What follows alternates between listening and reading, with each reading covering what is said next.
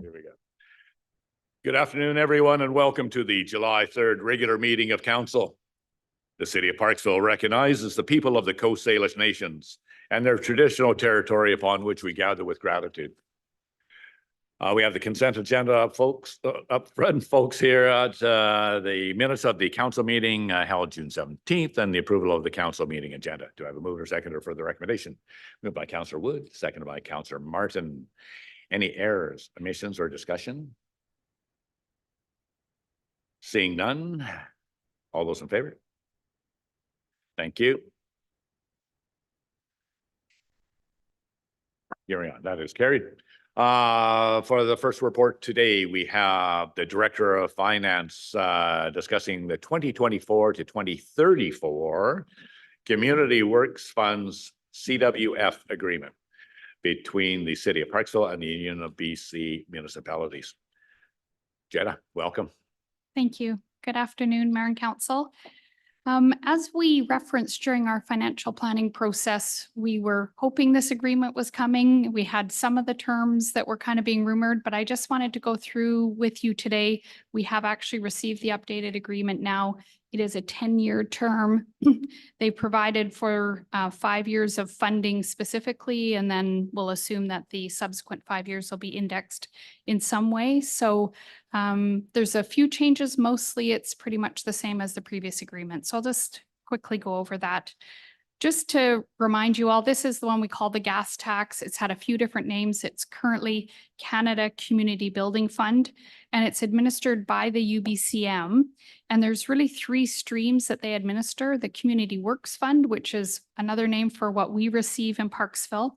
There's also a Strategic Priorities Fund, which is meant to be projects that are more regional in scope. So it is more often the regional districts that will apply for this, but often in partnership with municipalities or unincorporated areas. And those are kind of really innovative, or as I said, regional projects.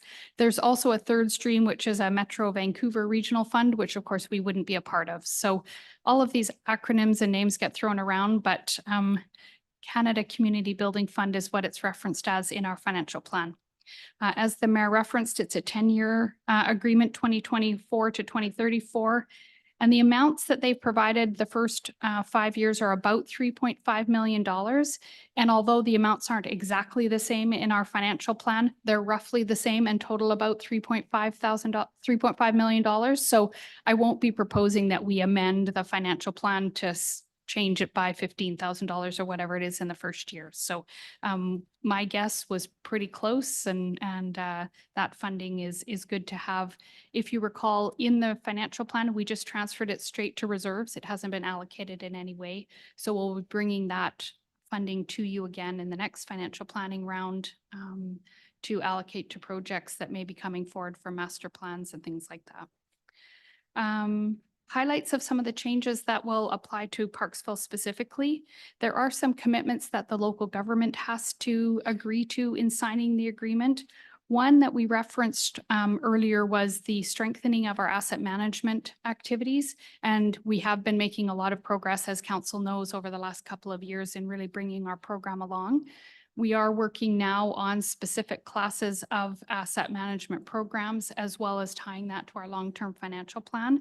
And so what this agreement requires is that we're documenting that progress. So it's not a matter of being complete, but it is a matter of really making significant progress along your program's strategies and seeing some of those delivered to the community and to council. Administratively, there's some different things that we need to do, including some additional reporting, and these funds now have to be invested in a separate bank account. So I don't know what the reasoning is behind that. There aren't too many grants that require that, but we'll be going ahead and setting that up to get the greatest return we can on those funds. For other grants that we may apply for, this is to be treated as federal funding. So even though the UBCM administers it, it's considered federal funding. And so some grants allow for other federal grants. Sometimes if you've got one federal grant, you can't use another. So we'll watch for those terms in other grants that we may apply for. The project categories that are eligible for this funding are essentially the same. I note that there's two kind of significant changes that give us some more opportunities. One is fire trucks are now individually allowed within this funding. Previously, you could only have a fire truck in a project if you were building a new haul and truck all together in one project. So right now, we could apply it if the fire hall needed a new fire truck. It could be used individually by this funding, which wasn't allowed in the past. The brand new category that has been added in this agreement is called resilience.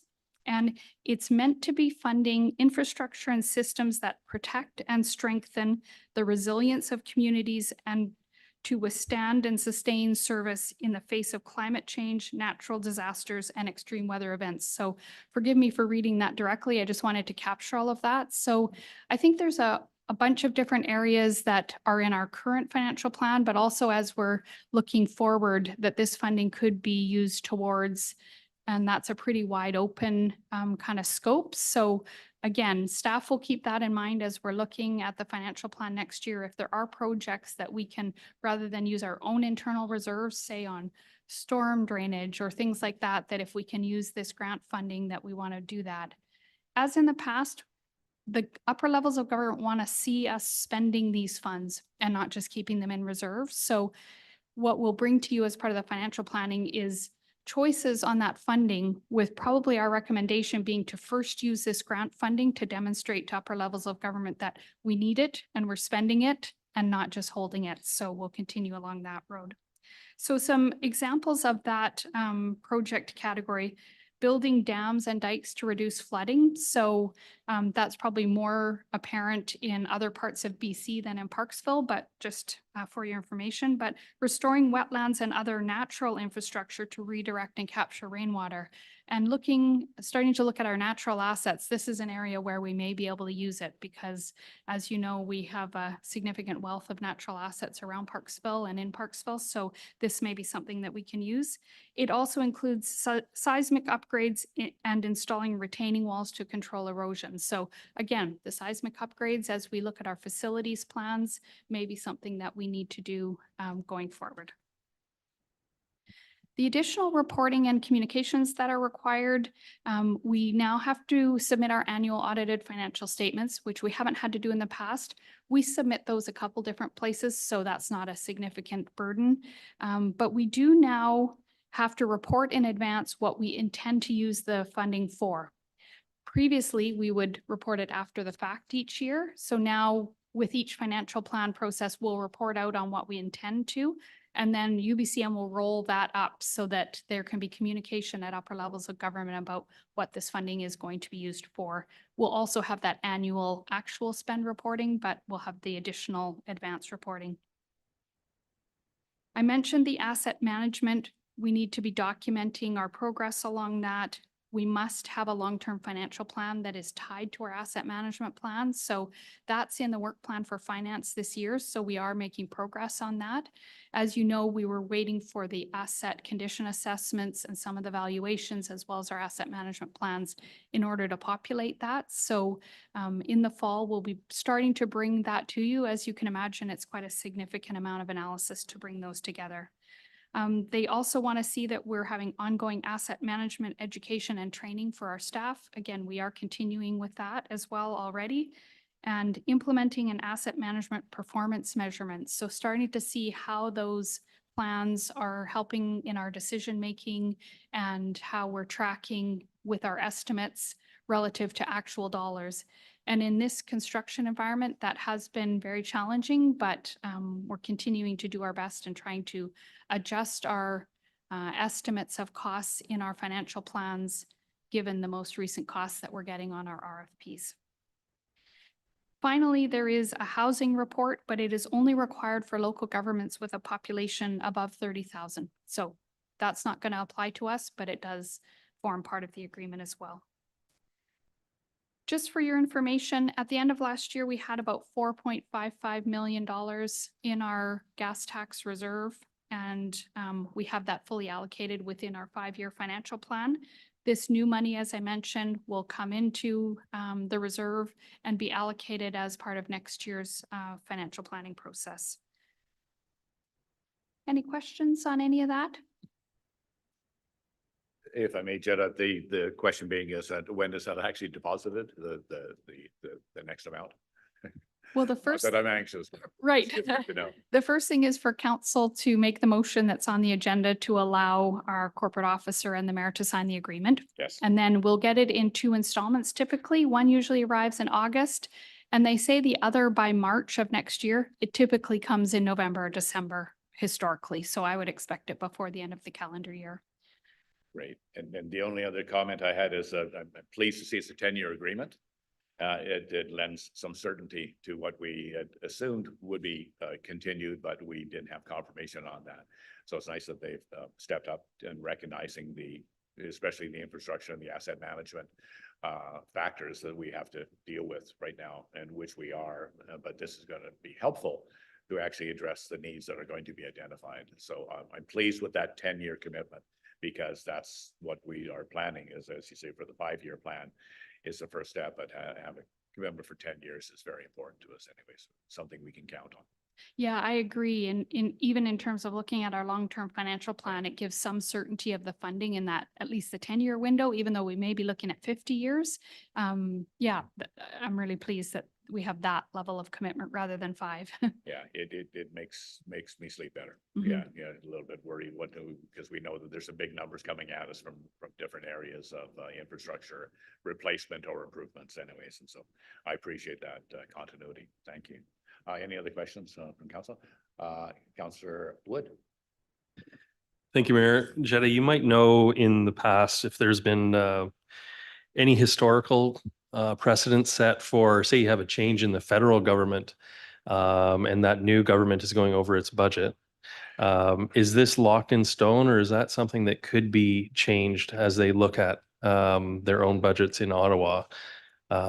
Obviously, there's some sort of contract here. It's kind of a contract between the provinces and the feds. Is that kind of locked in stone, or what are your thoughts on that? Thanks.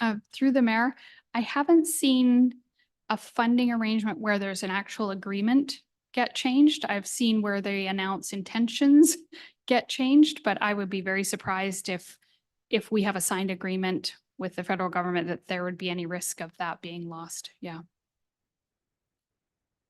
We allow them always the option to increase the amount though. Right. Yes, okay. Go on record with that one. Councillor Gordon? Thank you, Mayor. Thank you, Jetta, for the presentation. So my understanding is 3.5 million for 5 years. Is that correct? Okay. And this will probably be indexed, I guess, depending on if it's renewed for another 5 years. You mentioned about the green infrastructure and possibly using these funds for our natural assets. And you kind of hinted towards the wetlands and managing the rain, stormwater management. What are some of the other things?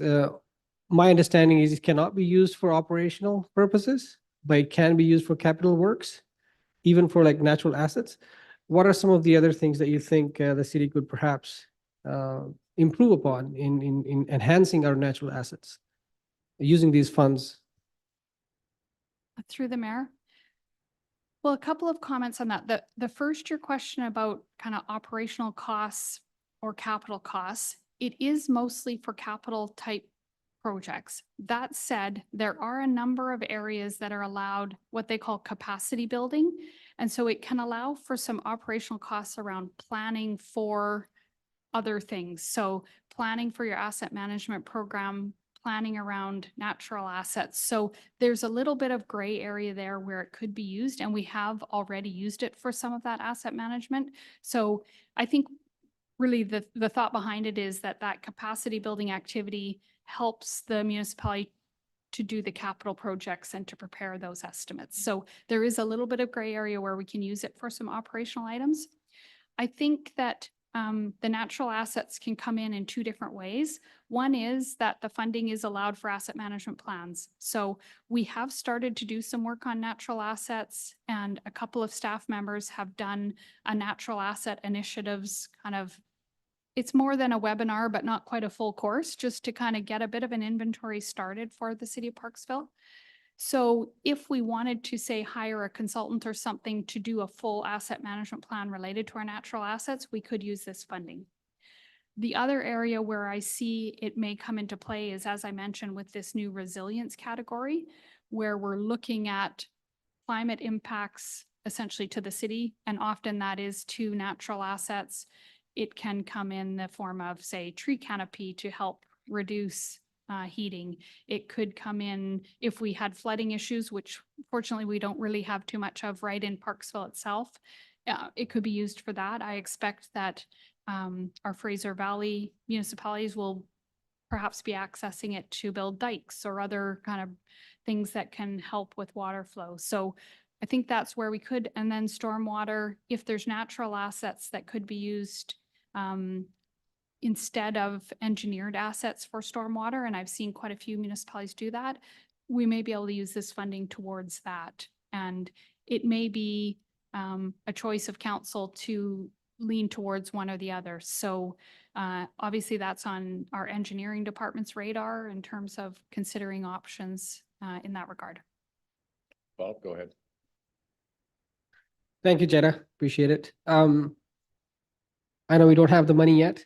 And my next question was about the water study. Do you think perhaps some of these funds in the future could be used towards funding that study or the recommendations that might come out of that study? Through the mayor, of course, not knowing what recommendations there might be, I would think if they're capital works that get recommended, that yes, there are water categories within this that could be used. As for funding the study, possibly there is some amount related to capacity building related to that. Right now, the water study is funded by Growing Communities Fund. So would we decide to change to one or the other? Probably not, because there is a time limit on the spending of that as well. That's got a 5-year time spend. So we do want to also get that money spent. We're blessed right now with having some monies that we have to allocate. I was just going to look up, yeah, the category for the community building fund is drinking water. And then the other category is wastewater and stormwater. So I think it would be covered within that. Thank you. And Councillor Martin? Thank you, Mr. Mayor, and thank you, Jenna, for this presentation that's explained so clearly.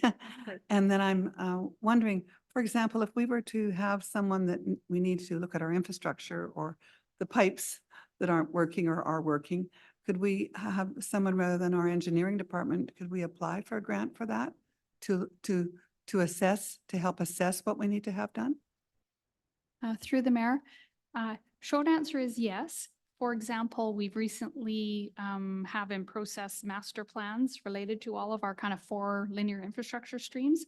And those, I think 3 of the 4 are being funded by this grant. And so if there are works that come from that are recommended, they could likely be funded from this as well. Yeah. Mm-hmm. Good. Councillor Beal? Thank you, Mr. Mayor, and through to Jetta. I want to thank you very much for bringing this good news to us. And I also think, you know, it's amazing, but with the little bit of experience I have around this table, I do appreciate that 2.5 million can actually be gone like that. So I'm sure that, you know, one fire truck alone will eat up quite a bit if we need one. So I'm sure that this council will have no difficulty with some of your guidance putting this money to good use. So thank you very much for the good news. Thank you. Any further questions, council? I see none. Thank you for your presentation. You're off the hot seat there, Jetta. Okay. Thank you. Well done. Yeah. Thanks for all the extra information. You crossed a lot off my list. So I appreciate that. A lot of questions taken care of. Do I have a mover and a seconder for the recommendations as noted, council? Moved by Councillor Grenz, seconded by Councillor Beal. Any discussion? Seeing none, all those in favor? That carries unanimous. Thank you. Under bylaws, we have under final adoption, the zoning and development amending bylaw 2024, number 2000.148. regarding text amendments for the small scale and multi-unit housing implementation and general housekeeping, affectionately known as SMA. So our planning department have gone to a lot of work to get this done, and I know it was a phenomenal amount of work. I'm going to say right up front, I read all 26 pages. And I was very impressed with the amount of detail that had to be done under the new provincial legislation. So right off, my appreciation to our planning department for putting this together in such record-breaking time, just like you do everything else with our permits and everything else. And so you're just following on the same path. So thank you so much for getting this done. It's much appreciated. So having said that, do I have a mover and seconder for the recommendation as noted? Moved by Councillor Gore, seconded by Councillor Martin. Any further discussion? Joel, I know you just want to say it again, don't you? That's correct. I just wanted to say SMA. There you go. We knew that was. Every chance we get, right? Ever since our director of planning brought that forward to us in the jargon of the director of planning's world. I do have, I guess, just a general comment and then maybe a question through to staff is first of all, I just want to acknowledge that that I, and I believe many people on this council had some concerns around this legislation as it came down and the impact it would have on our ability to do what we do best in the planning department, focusing on actually helping people deliver housing. But I was pleased to see how this legislation was adapted for our current community, and I'm comfortable with how that works, recognizing that there were also concerns around protection of sort of more sensitive ecosystems from this legislation. So further to that, I do have one question that I haven't yet, I guess, gotten the answer to, not that I've asked, so now I'm asking it, is through to staff, whether we see any implications from the changes to our bylaw here on our urban tree strategy, whether this will affect that at all, and any thoughts on that? Mr. Russell, if you could. Thank you.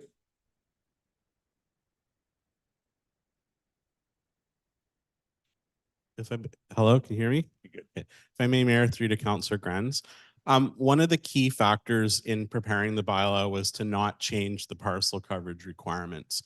And part of that was in recognition of the effect that that can have on things like the tree canopy. So instead, the floor area ratio is increased to allow a little bit more up higher, but the parcel coverage will remain the same, and thus there should be less impact on no change in impact on the ground of any of significance. In addition, parking was also reduced slightly, which again will help mitigate some of that impact. Thank you. Thank you. Councillor Martin. Thank you, Mr. Mayor. Back to staff, to our planner, and thank you for all the work you've done. It's amazing because I knew it was going to be a lot of work after we heard all this list of things that are coming through. I've been watching on the news and they're talking about having, I don't know if it affects us, having the size of the square footage for disabilities, for example, wheelchairs and that sort of thing. Are we involved in this area? Or like my thought was, personally, I felt maybe in a building, if it's for houses, that's one thing, but in a building, maybe we could have a few units like that, but not everything have to be like, because the cost of building this is, they're saying from $40,000 to $100,000 extra for the whiz. Did you have any comment on that, please? Thank you. If I may, Mayor, through to Councillor Martin. The changes that are proposed are changes to the BC Building Code. As a local government, we are subject to whatever the province does with the BC Building Code. My understanding is that some of the changes, for example, are increases in the area within washroom facilities within units to allow for greater maneuverability. I do understand that some of that is being offset through a potential reduction in the width of common hallways and some other changes, but at the end of the day, whatever our provincial masters decide the BC Building Code shall contain is what we're ultimately obligated to follow. However, you know, as I said, the province, I believe, is receiving some feedback on this from different groups, and I'm sure that they will take that under advisement before the next building code release. Okay, thank you. Thank you. You okay? Thank you. Councillor Gore. Thanks, Mayor. Again, to our Director of Planning, a quick question following up what Councillor asked before about the urban forest strategy. But this one is more specific to the DPAs. Does this include by any chance any changes to our current environmentally sensitive areas DPAs, this legislation? If I may, Mayor, through to Councillor Gore, these changes are specific to the zoning bylaw. This is a zoning bylaw amendment. In the future, we will be doing two things. We will be revisiting, we'll be doing a housing needs assessment this fall. And then coming out of that housing needs assessment, we will be looking at our OCP, specifically at the land use component and how it ties into that housing needs assessment. After that, it's anticipated, based on council direction to date, that we'll be doing a more wholesome OCP review, a sort of bigger scale OCP review, where things like development permit areas would be revisited in a more comprehensive fashion. You're good. Any further questions for Mr. Russell? No, I see none. Moved and seconded. All those in favor? Thank you. That carries unanimous. Thank you, council. Any notices of motion at this time for the next meeting? Seeing none, we'll move on to liaison reports. I'd like to move on to the liaison reports, and we'll start off with Councillor Martin, if we could. Councillor Martin, go ahead. Thank you, Mr. Mayor. With the first report, the Museum of Parksville Society, Historical Society, there's some upkeep. I just thought it would be good for us to know what's going on there. There was some upkeep too with painting that was needed for the church. So what happened was, the result of the investigation, and by the way, this church is from 1911, Knox Heritage Church building. A section was needed to be painted, and they found that the shingles were rotten. So then they have a quote for remediation. It's from $30,000 to $40,000, or the building's gone. So I thought it would be good that we understood that. It is a heritage building in Parksville, and that has just come up this last few weeks. So we all know things wear out, but this is from 1911, this church, and we have many people, local people that have been married in that church, and they still come. In fact, last December, there was a couple that came from Ontario to be married in that church. They opened it for them specifically because their parents have been married in the church.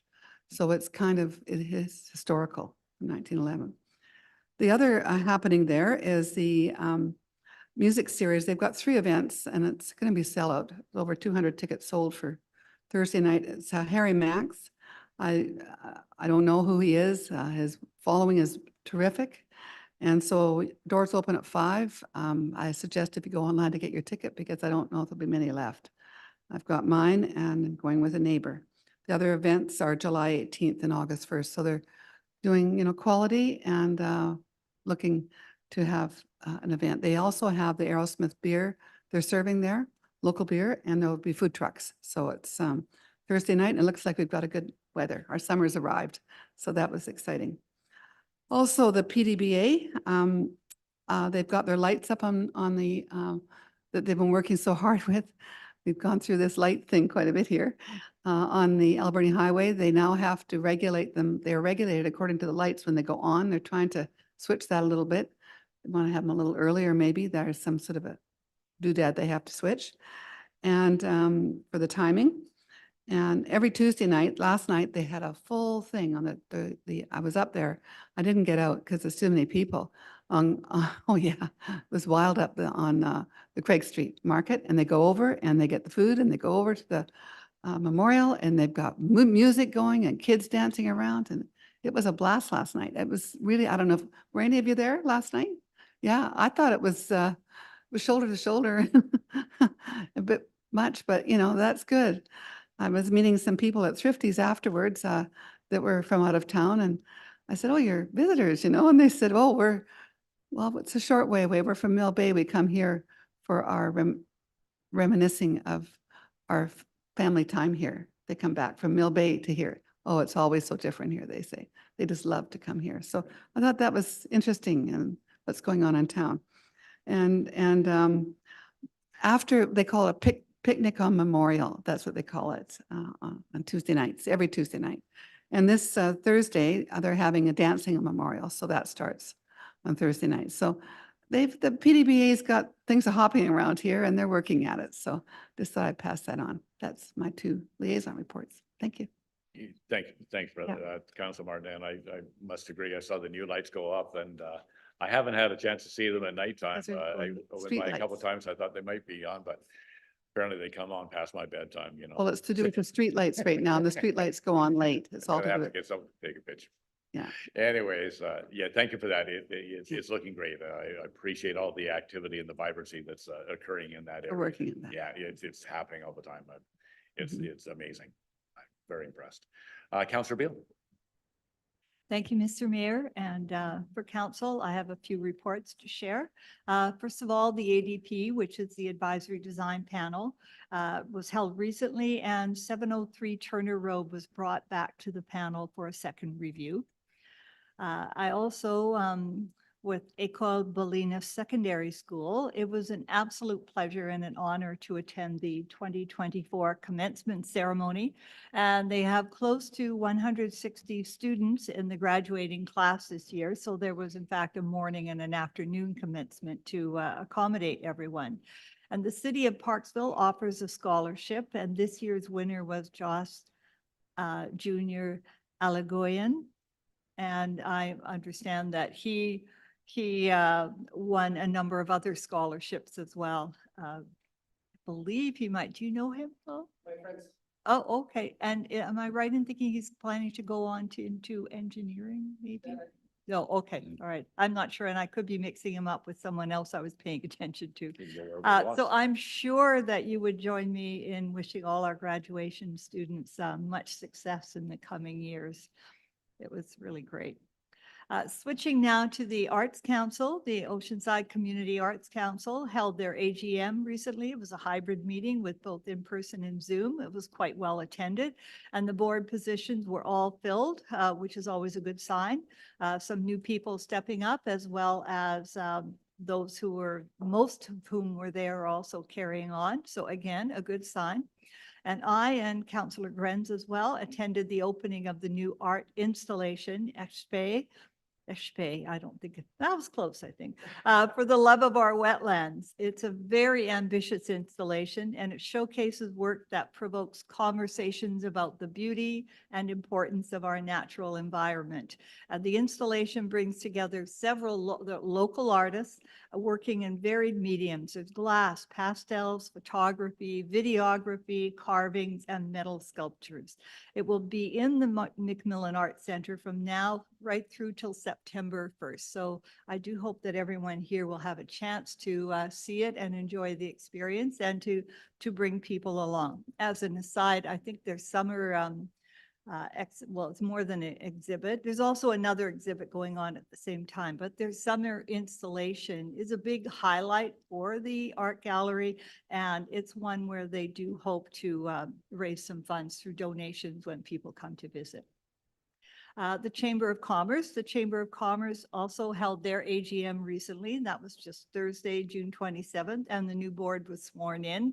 And again, this board, it's full board with a mix of returning board members and several new members with a variety of business backgrounds, which is kind of cool. You know, it's really quite a varied cross-section of enterprises and nonprofits. There was a lively question and answer portion and information sharing, and particularly about Delvey, which is, if you don't know it, is a wholly owned business by the chamber, and it offers both delivery of products as well as receiving and warehousing of things. So, and they've shifted to a new location, so it can accommodate many more clients. So that's a bit of a shout out for them.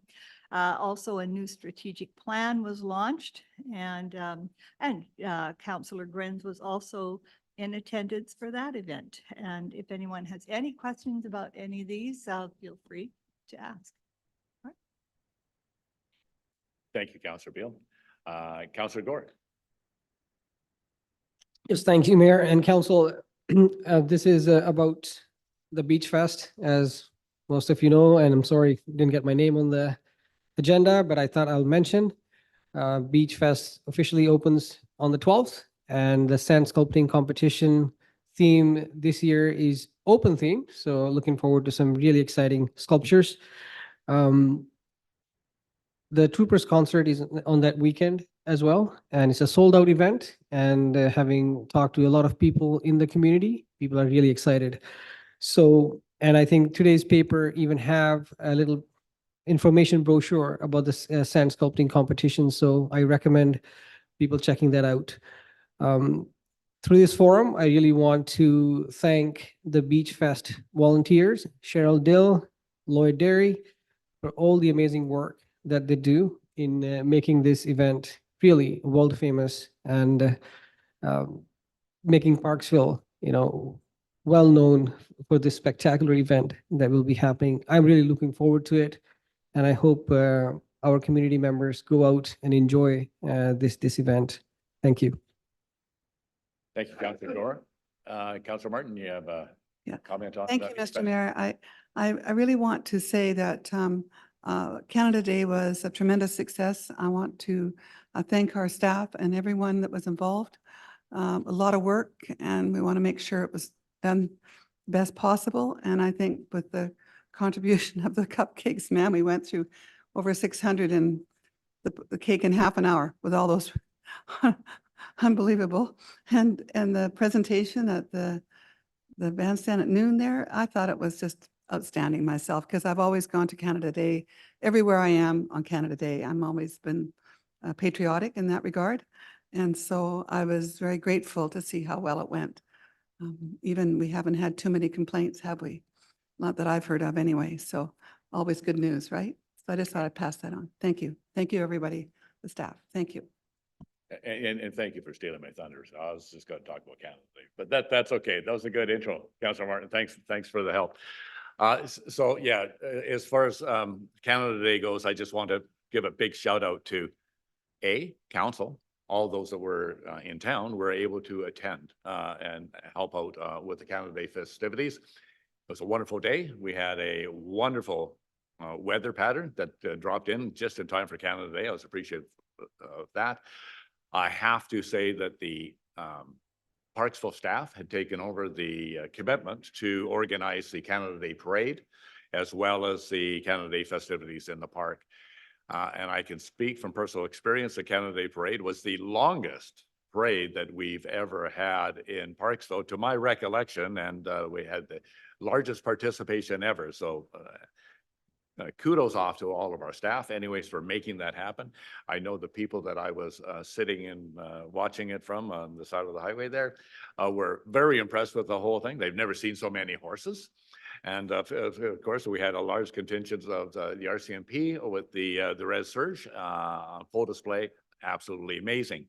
And I'm glad that people showed their respect for the RCMP coming out, and as well as all the other participants on the parade. So great job to the staff on the parade. As far as the Canada Day festivities down in the park, it was ginormous, to say the least. It was huge attendance. I believe we were totally at capacity of what the park could hold, and it was just an amazing all-age family-friendly event. And it was the food trucks were phenomenal. The entertainment was great for the kids as well as for the not so little kids anymore.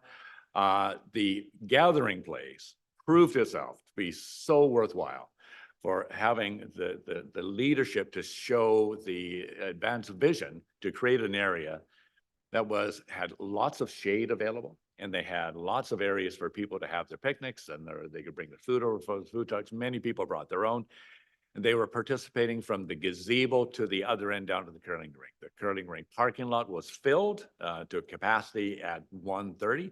And people ended up parking up in town and they were able to walk down because it's such a nice stroll anyways to get down there. The park was an absolutely very special place to be. I was very proud to be a Parksvillian and a Canadian as well. But thank you for everybody that participated and the many guests that came here and stopped me numerous times to say what an amazing community we have and what a great park and facilities that follow through. So thank you to everyone involved because it is so appreciated and well done. Canada, well done, Parksville. Thank you all. So we have special business at that time where we moved into a closed meetings. Council, do I have a mover seconder for the recommendation that we pursuant to section 90D and K of the Community Charter, council proceed to a closed meeting to council items relating to security of the property of the municipality and negotiations and related discussions respecting the proposed provision of a municipal service. I have a mover seconder moved in camera, moved by Councillor Beal, second by Councillor Grenz. All those in favor? I can't see.